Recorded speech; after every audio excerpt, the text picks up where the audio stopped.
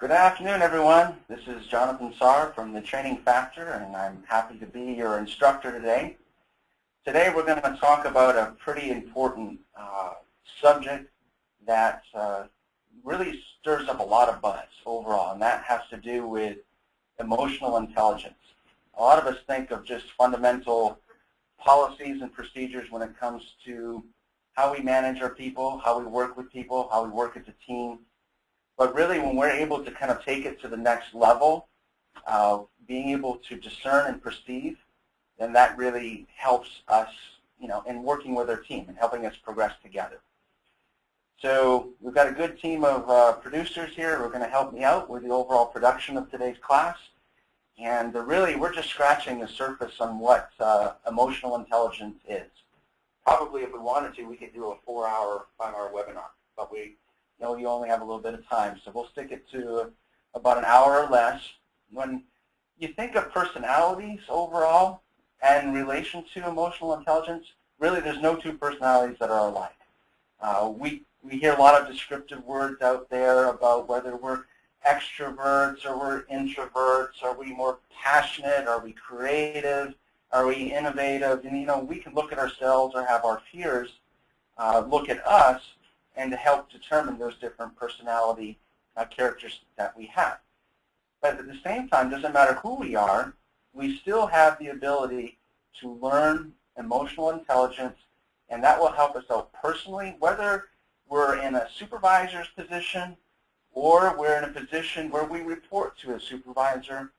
It really can help us professionally and escalate our career path when we take some of the principles that we're going to talk about today and put them into practice. So first, we're going to talk about knowing and improving ourselves, and that's an exercise in of its own. Being able to honestly look at ourselves and know the type of person that we are. So emotional intelligence is something that really affects every aspect of our life. Understanding the root causes of our emotions can help us to identify effectively who we are and how we interact with others.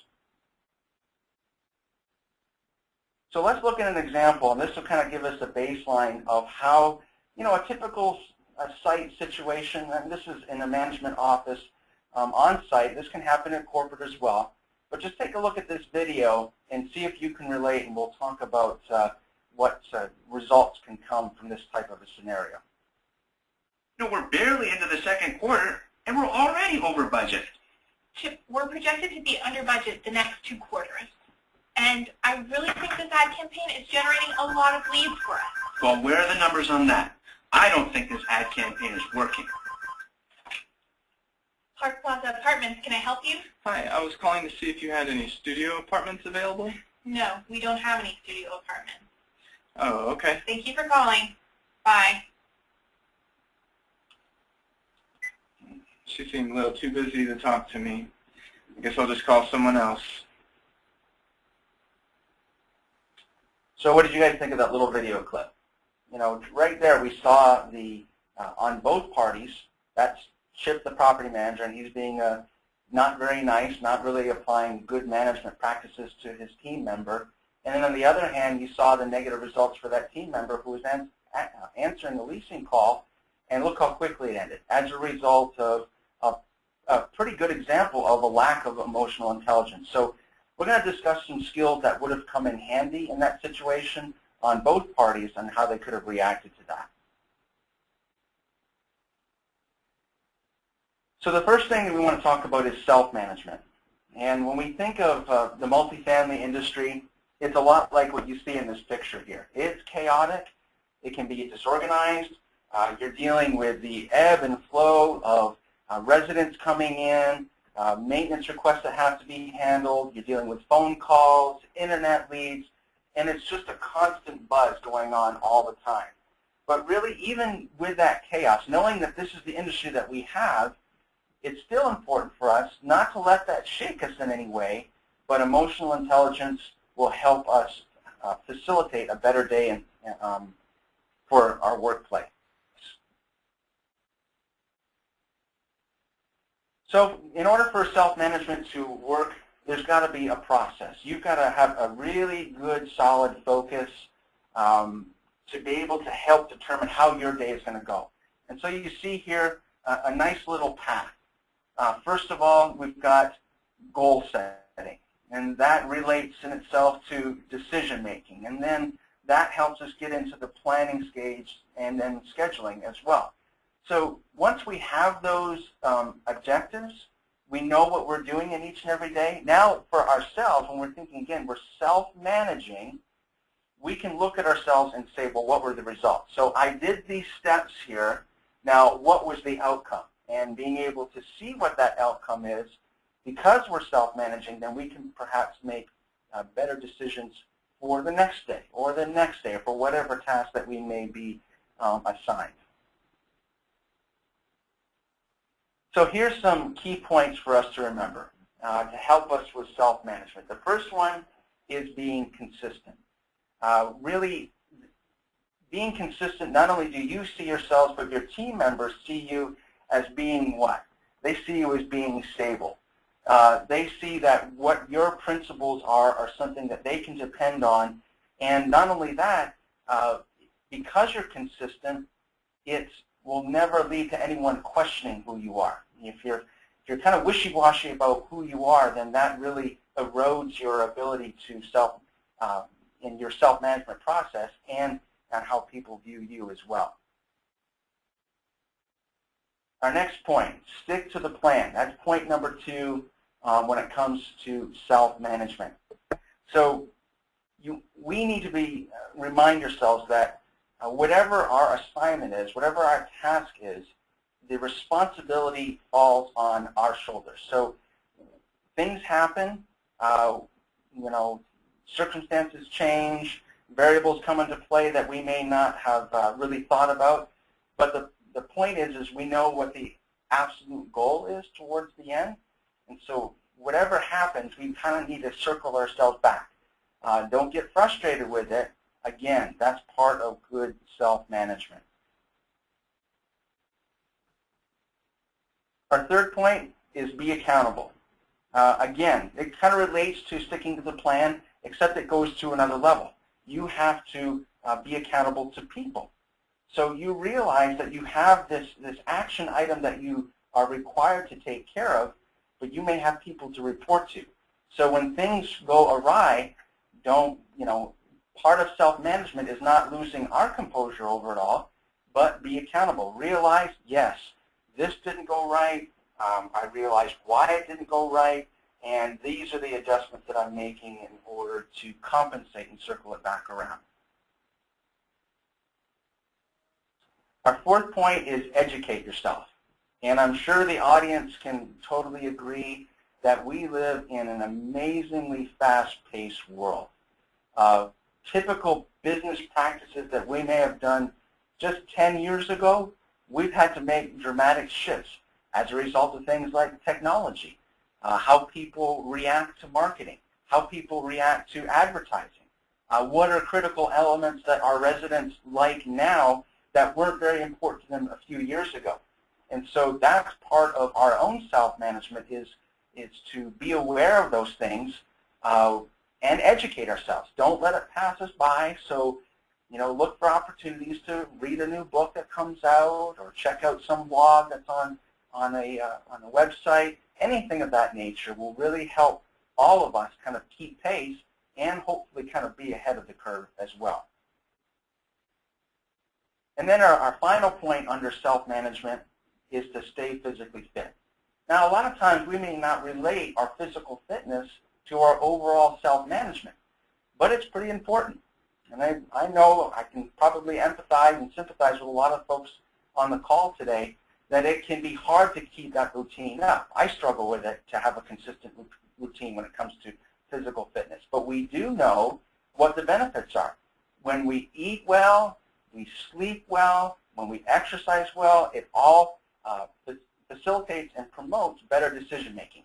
We have a clearer mind, we're happier, we're more lucid, all those things kind of work in harmony. So never Never forget about that. This is a critical part of self-management, and it helps our overall aura. Those of us who are avid exercisers, I'm sure, can attest to how they feel as an individual, their overall well-being.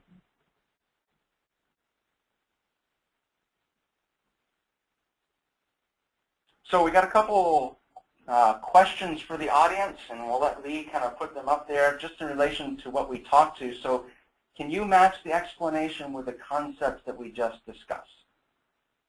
So sometimes things do not go as planned, so I need to what?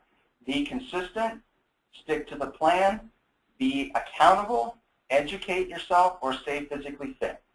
So which matches in your opinion, based on what we just talked about? We'll give you a moment to put your little vote in there, and we'll look for the results.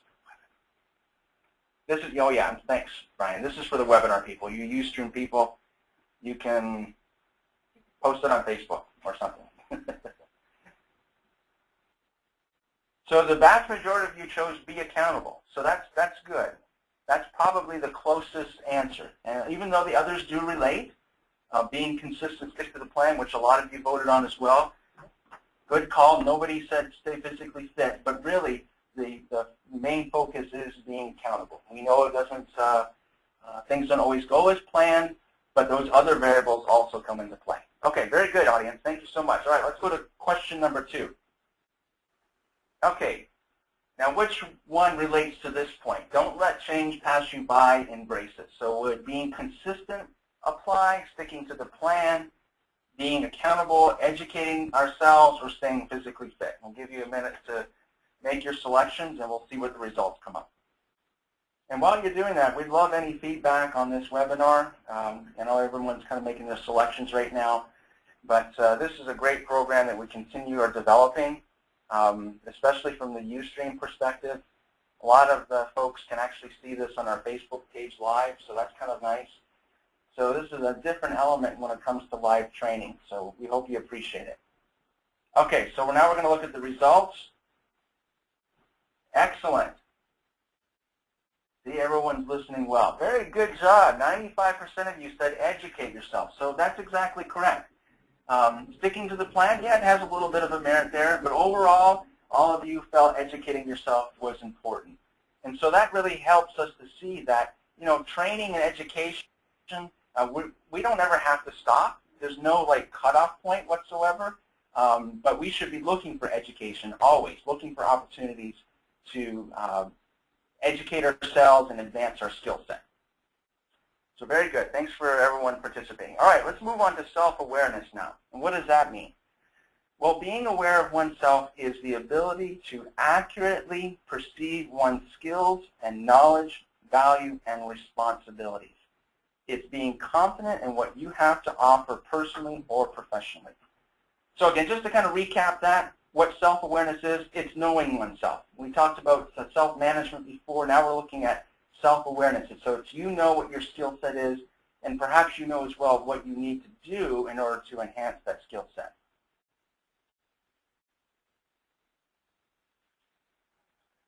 So really, self-awareness doesn't have a lot to do with how we our overall self-esteem. If our self-esteem is low, then it's going to be a challenge for us to really push ourselves to kind of do more, to reach out in our career path. And so self-awareness has a direct relation to how our self-esteem is.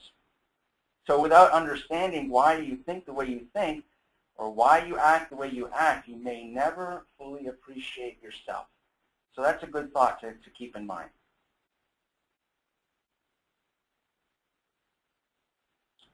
Self-awareness also kind of gives us a nice inner sense of peace, doesn't it?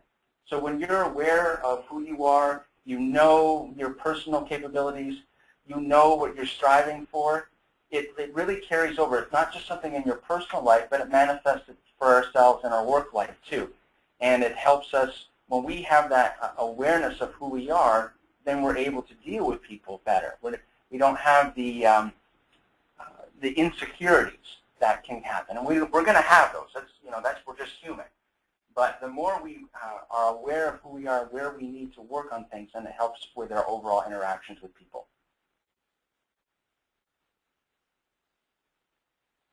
So a lack of self-awareness can cause us to not realize the quality level of the work we perform. If we go to work and basically turn the autopilot on our brain. So we're actually missing out on our own opportunities because we can get in a rut. Sometimes when it comes to whatever career we have, whatever job title we have, some things can become monotonous. They're just routine. We're filling out the same forms.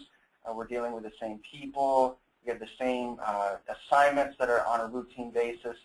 And so that can quickly put us into a situation where we don't aspire to go any higher than what we're at.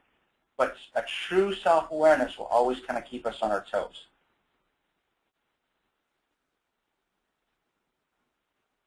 So now let's put this into property management type scenario. It has a dramatic effect when we think of our own self-awareness.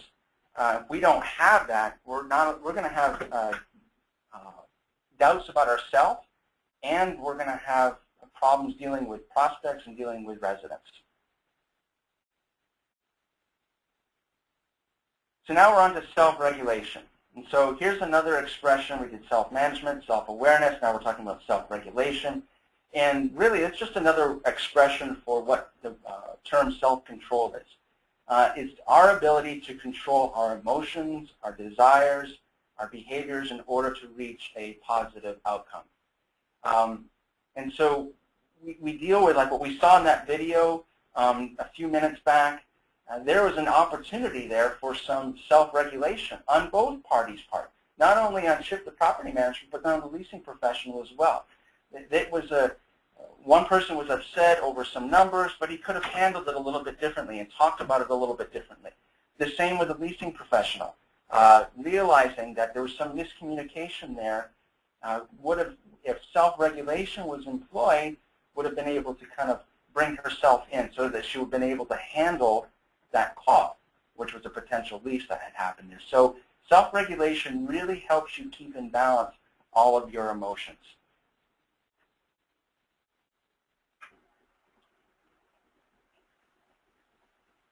So from time to time, though, self-regulation has to come into play when we're dealing with pressure.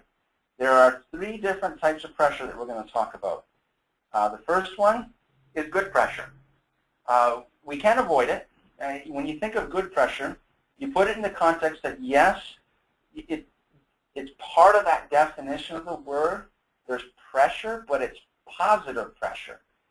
You're not dealing with a harmful atmosphere. You're not dealing with something that's overly critical, but you still have a responsibility to reach a task or reach a goal. And so there is that good pressure from a team perspective that will help you. And so that's part of your self-regulation, is accepting that there is going to be pressure when it comes to work.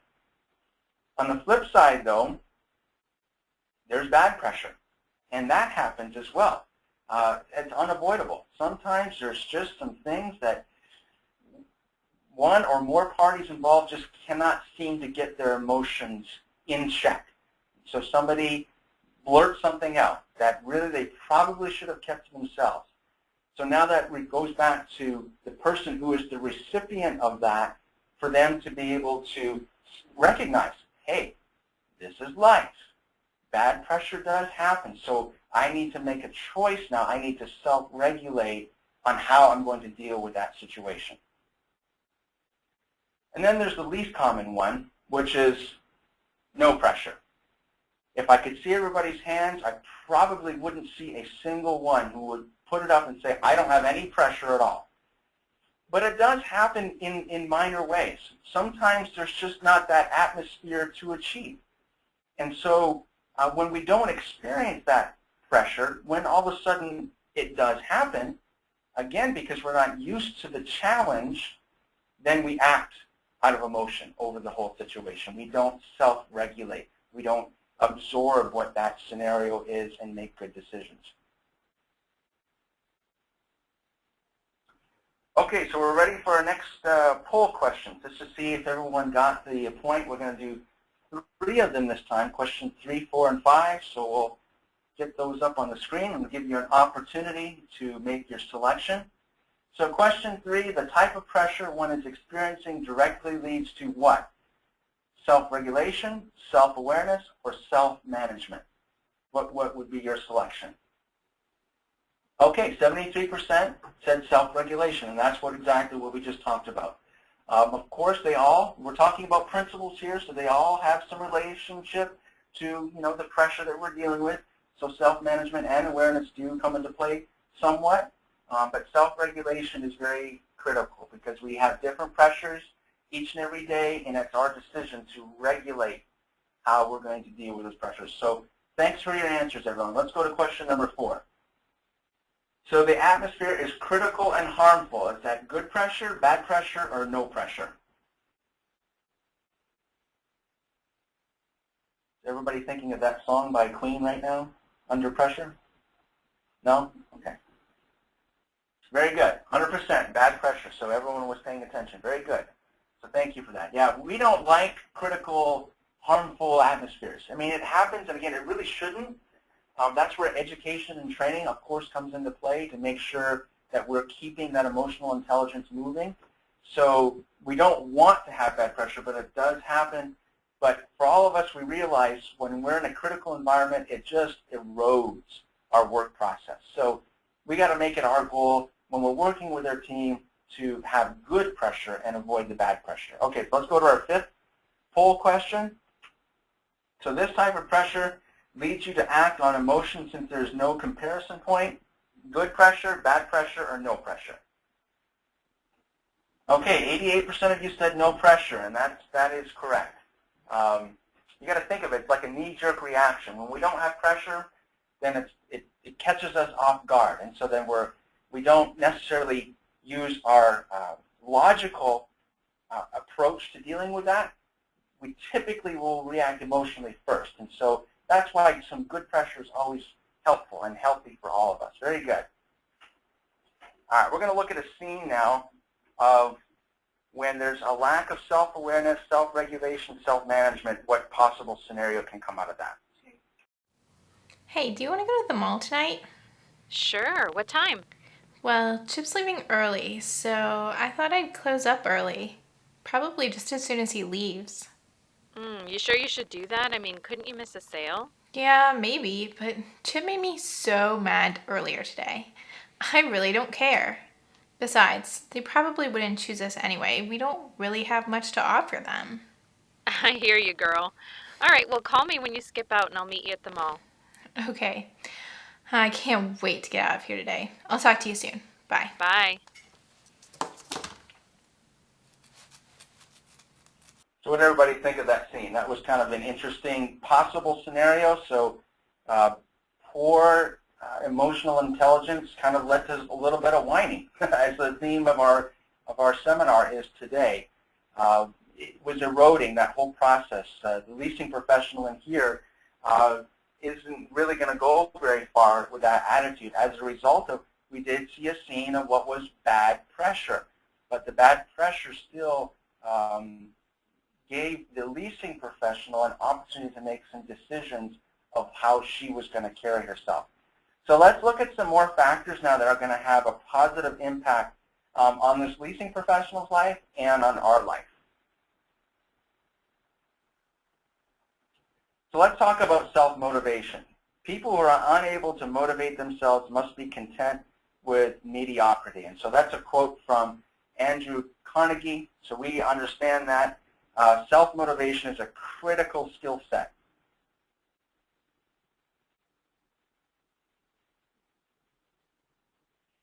So what does that mean for us, though?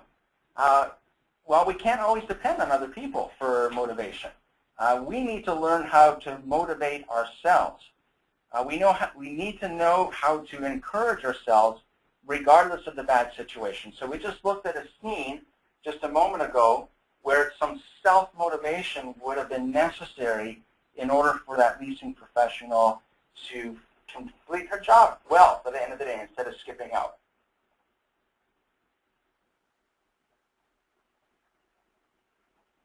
So here are some keys to build self-motivation. The first one, as you can see there, is focus. So we need to work toward a cause, stay focused, focused and don't let anyone or anything make us lose sight of our goal.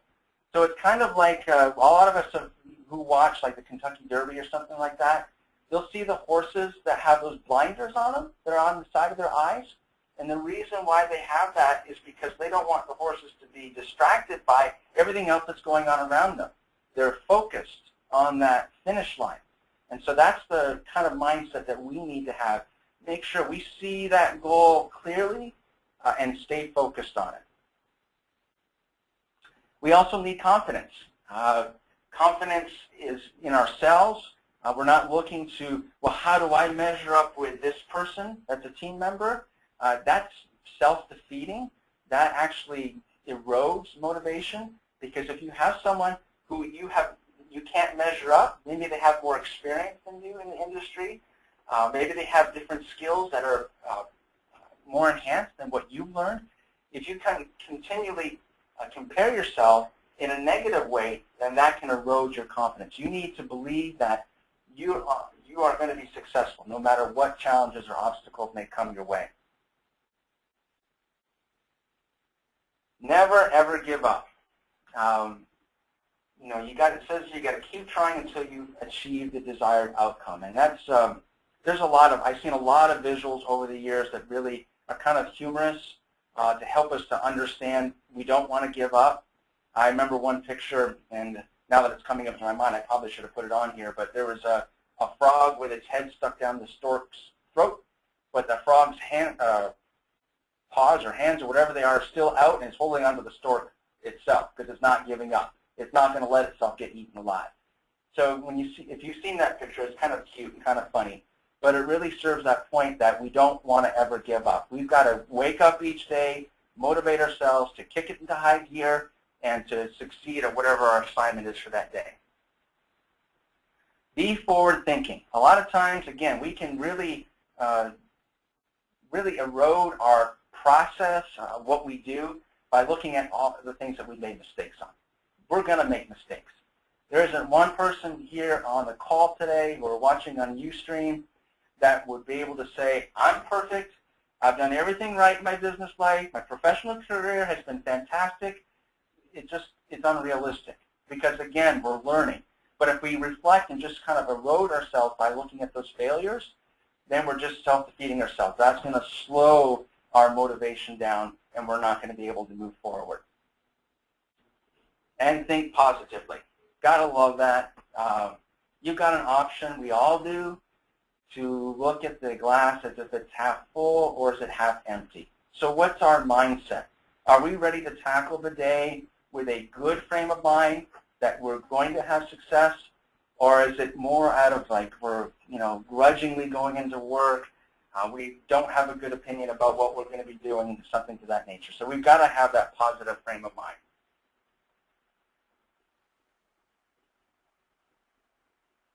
So there may be times when we need motivation to get motivated.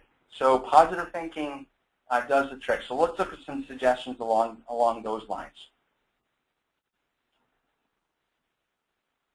So we got 3 quick little points. In order to allow yourself to get motivated, write it down.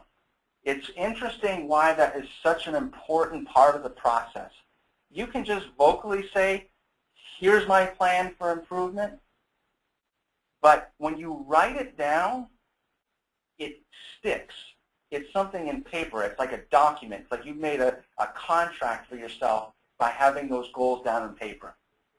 Think about your past successes. What have you learned? What have you learned over your years in the industry? And then there's a lot of good books out there that promote self-motivation. So get off the video games, get off the TV, get a book, put it on your Kindle, get an old-fashioned paper book, whatever works for you. But reading is critical to help you continue to be motivated. So now we're going to talk about some skills that are reflected in emotional intelligence. So becoming an engaged professional requires a high level of what we've been talking about, which is emotional intelligence. Developing this is begun by us understanding our own emotions and their meanings. With that in mind, let's talk about understanding emotional meanings. The underlying reason for why we feel the way we do is super important for us to understand. If we know that our mood is not good, we're not happy, then we've got a decision to make. We've got a choice. Am I going to stay being unhappy, or am I going to consciously do something about it to turn that negative mood into a positive one?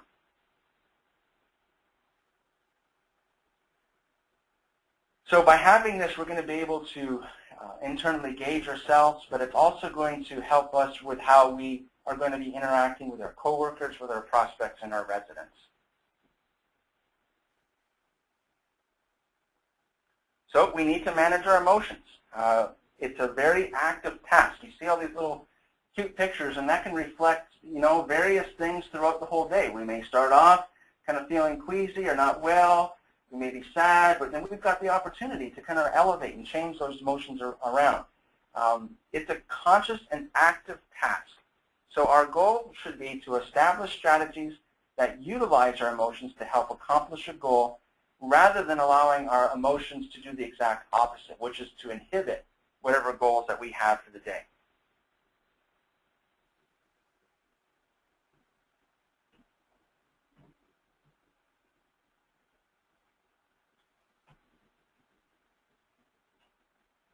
So we need to use our emotions to facilitate thinking. It's a very interesting statement, isn't it? Using how we are feeling to determine what we're going to think about, what we're going to dwell on, how are we going to react to whatever that emotion is that we're feeling right now. If we're always in a happy mood, things don't, it's just good, if that's the type of person that we are. But if we think of the times that we're in a bad mood or we're not happy, really, there's not much else that can go on the day that will really perk us up. We start out the day in a bad mood. It takes a lot on our part to be able to turn that around.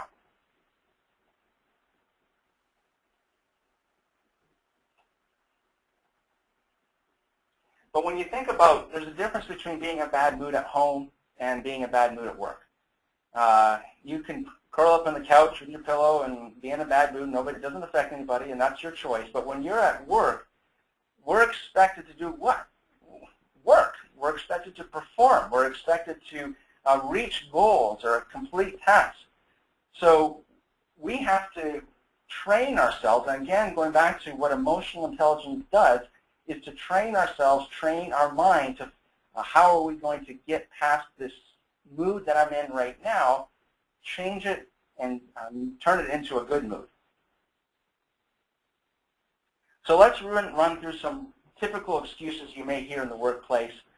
People that we may have done ourselves, or we've heard that people say, this is my reason for staying in a bad mood. So our first one, if I just get over it, the person who made me upset wins. Is that a valid excuse? Well, if we don't just get over it, we're going to let the person win by ruining our day. So we're hurting ourselves more than we are others. Our next excuse, why shouldn't everyone else be as miserable as I am? Is that valid? Well, let's see.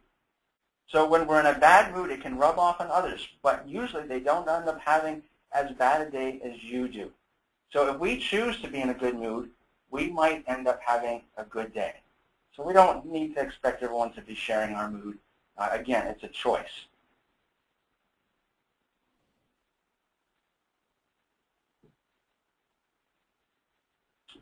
My situation is worse than everyone else's, so I have a right to be upset. So again, that's an emotion. That's a perception of where you are. So is that a valid excuse? Well, really, when we put it into perspective, all you need to do is turn the news on. As much as we think our situation may be bad, there's a lot of people that are going through a lot worse things. So it's good for us to keep that perception. And maybe even within your work environment, you may not know things that your coworkers are going through.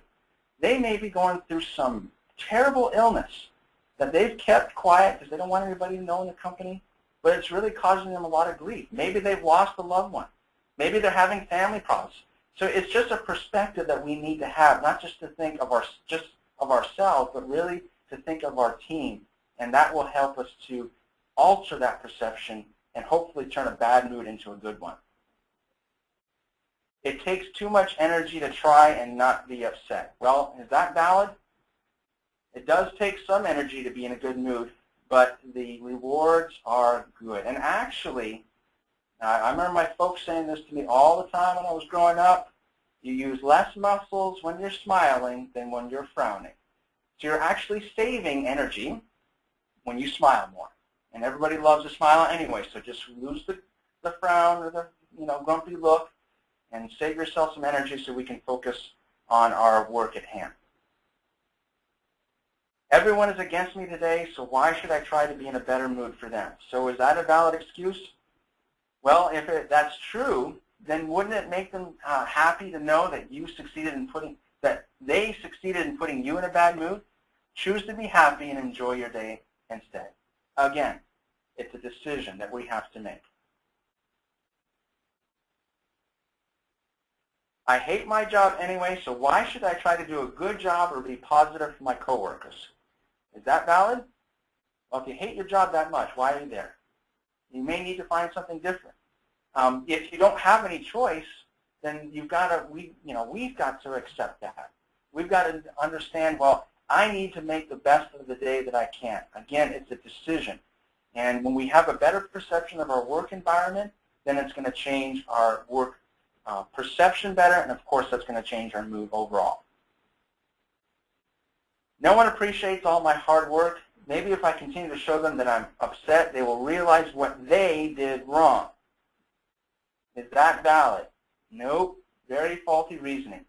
If it is true and people do not appreciate your hard work, what does being miserable do?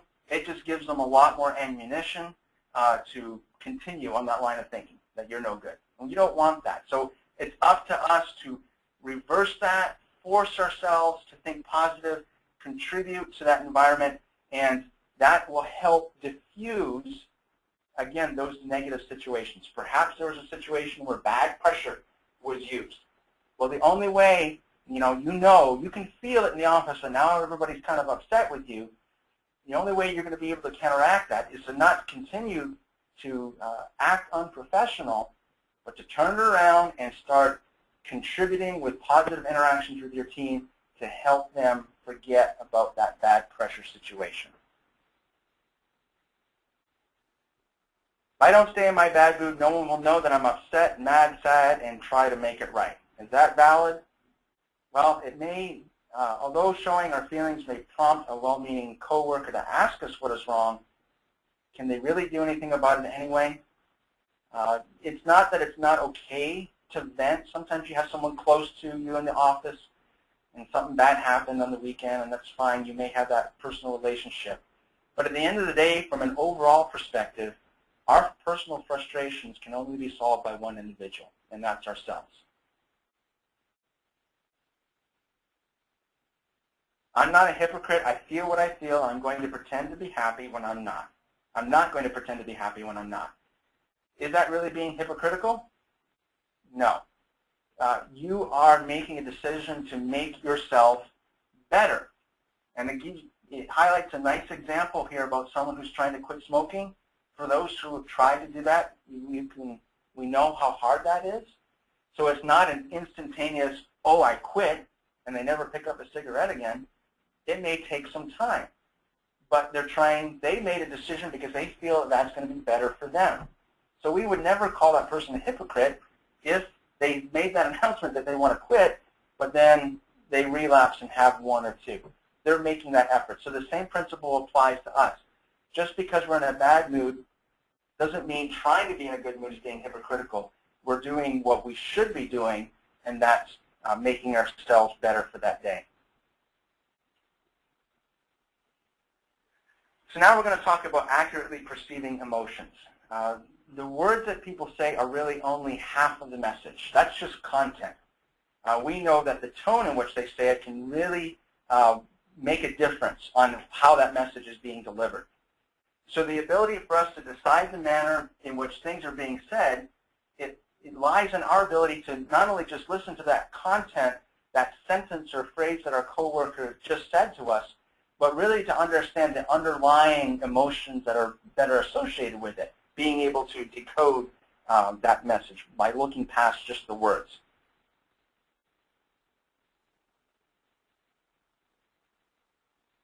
So it's important for us to not allow our emotional state our emotional state to cloud our judgment in dealing with our coworkers. So whether it's verbal or nonverbal communication, we've got to make sure that our own emotional state is in a situation where we're going to be able to clearly discern what's going on. So let's look at a video to help us understand that. Yeah, I know you're busy, Frank, but the resident has 5 guests on their way to dinner and a stopped-up sink. I know, but... Oh, never mind, Frank. You were never any help. I'll try to find someone else. Park Plaza Apartments, can I help you? Hi, I want to get information about your 2-bedroom apartments. And do you have... Yes, all our 2-bedroom apartments have 2 baths. They go from $850 to $1,100.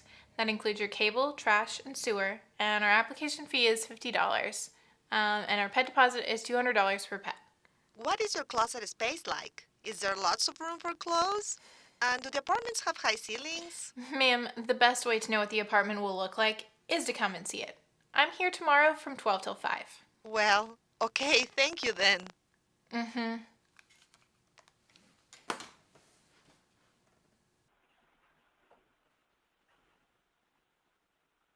So we don't have time for our 6th poll question, but we can really see that Mary allowed her emotions to kind of get the better of her.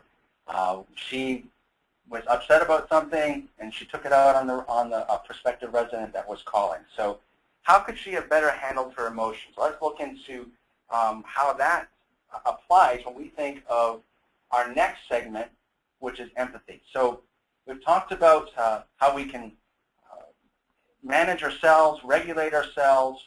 Now we just went over regulating our own emotions and how we deal with people. And that was an example of what not to do, allowing what was a frustrating situation with a coworker, and then it went and turned around and took it out on a prospective resident. So again, we're really seeing the application of what it takes for us to guard our emotions. So let's talk about empathy for a moment. And I think we've got another video coming up here to help kind of illustrate where empathy comes into play when using emotional intelligence. Hi, Park Plaza Apartments. How can I help you? Hi, I just lost my job and I need to downsize. Do you have any 1-bedroom apartments?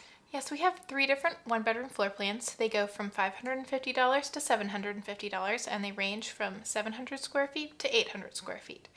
All of them include your cable, trash, and sewer. Our application fee Wow, is $50. she doesn't care about my situation at all. per pet. Okay, so did we notice what was missing there? The lack of empathy led to a prospective resident who just knows that this person isn't even listening. She just revealed something that's terrible that's kind of happened, a very stressful situation, and the leasing professional did not react with emotional intelligence, with empathy, in order to relate better to that prospect.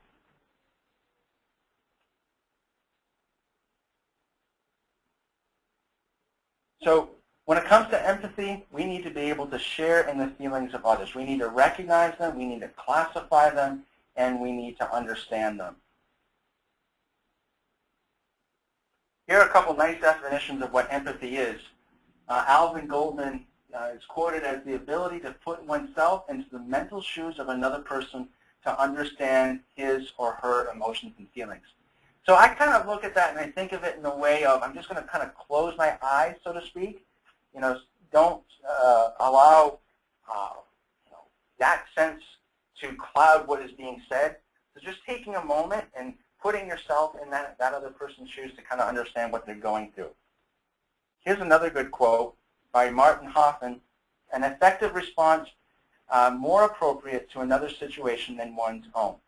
In other words, you may not have ever dealt with what that individual is dealing with, but you would create some sort of a solution or a response that would better that person. So you're really going the extra mile in order to connect with them.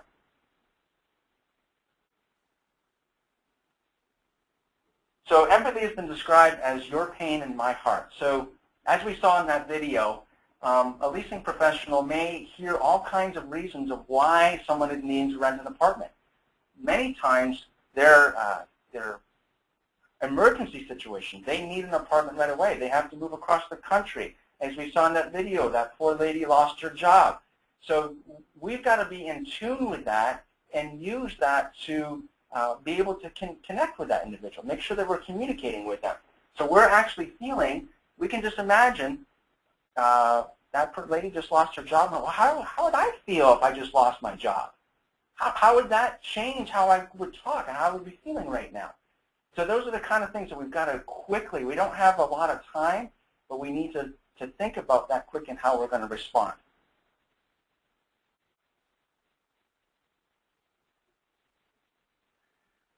So not only is empathy comforting for the person who's going through the situation, but it's also good for the empathizer because it strengthens his or her ability to positively react to negative situations.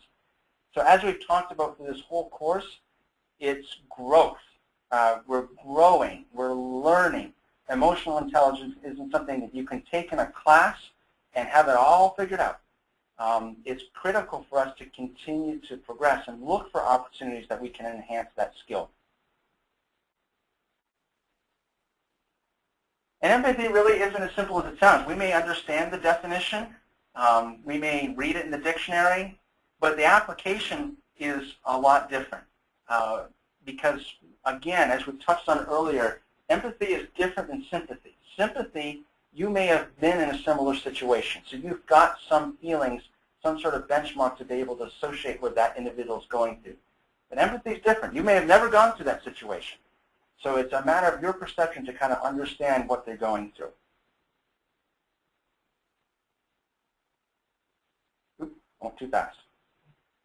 Okay, so where does empathy come into play? How can we use it? Well, when we're listening to people, we can gain some insight based on their tone of voice. We can look at their body language, how they're carrying themselves. That helps us in how we're talking to individuals. All of these things circle back to the need for discernment. And it's a nice definition there of discernment. It's keen perception or judgment, acuteness of judgment and understanding. So we're going past knowledge. We're using that knowledge to create better decisions in how we deal with people. It's kind of ironic that this slide was on there as I was reading this over and preparing yesterday.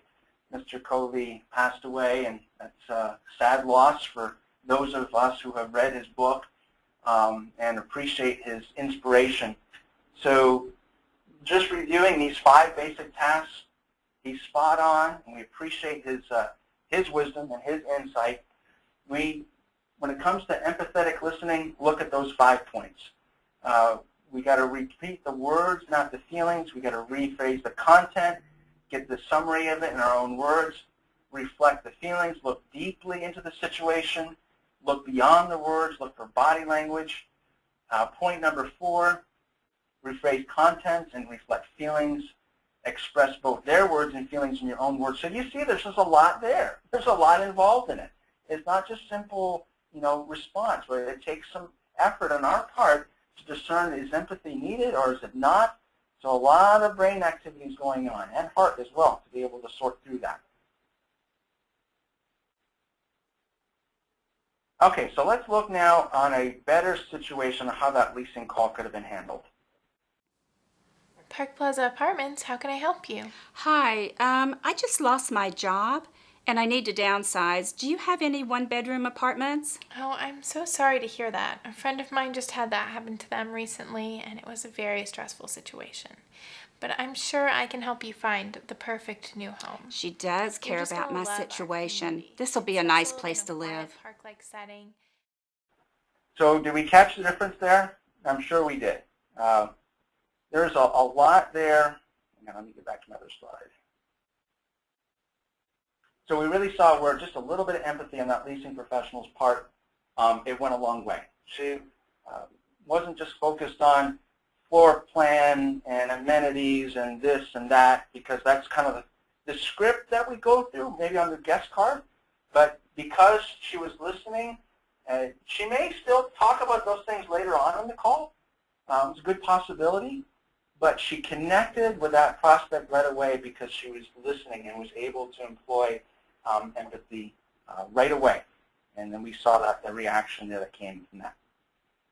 So in summary, we really talked a lot today about how the steps that start with us when it comes to our own emotional intelligence, we really need to become self-aware. We need to self-manage. We need to self-regulate.